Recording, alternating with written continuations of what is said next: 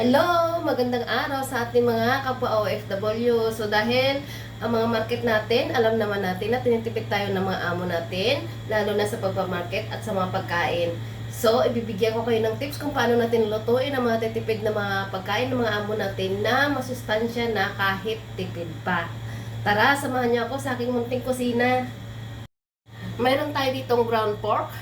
Pwede kayong bumili sa wet market. At dahil marami kami, so marami din lulutuin ko na ground pork. Imamarinate lang natin ito mga kapwa OFW. Soy sauce. Yung ating asin. Depende kung ano pang panglasa na nandyan sa bahay ng mga amo nyo. Pamintang durog. Dalawa lang kasing ingredients ang nilalagay ko kasi kaniturog yung mga amo ko dito.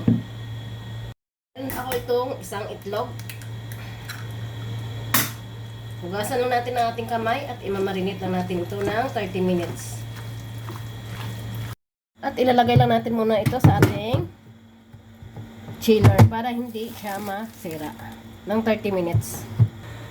Naghiwa nga pala ako dito ng sibuyas. Yung ginamit kong sibuyas, yung pula kasi mas masarap ito kaysa sa puti. At kumuha na ako ng mahiwagang kawali. Maglagay tayo nito ng mantika. Katamtaman lang po mga kapwa OFW.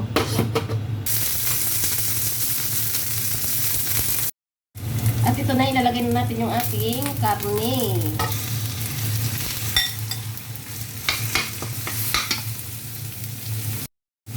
At yung pinakasimpleng mixed vegetable na ilalagay natin dito yung frozen. Ayan, mix na siya. Hindi nyo na kailangan ng magbili ng pira-piraso.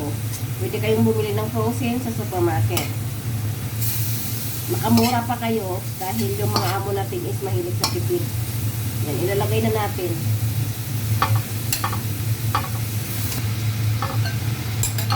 Diba? Mami pa siya.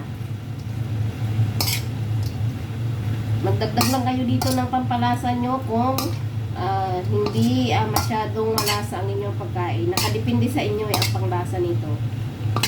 Kasi iba-iba naman tayo ng panglasa dito. Yan. Takpan lang ito ng 5 minutes para masima yung ating gulay at karne. O, diba? Tipid na at madali pang lutuin. 15 minutes lang luto na ito mga kaibigan. After ng 15 minutes, ito na yan po mga kapwa OFW yung ating mixed vegetable with minced pork. Ayan. So, diba? Masarap na at masustansya pa. Gawin niyo ito sa mga amo nyo. Pwede na to. Dahil karamihan sa ating mga OFW ay tinitipid ang market ng mga amo natin. So, tara, kain na po tayo. Maraming salamat sa panonood and God bless you all. Hanggang sa muli. Bye-bye!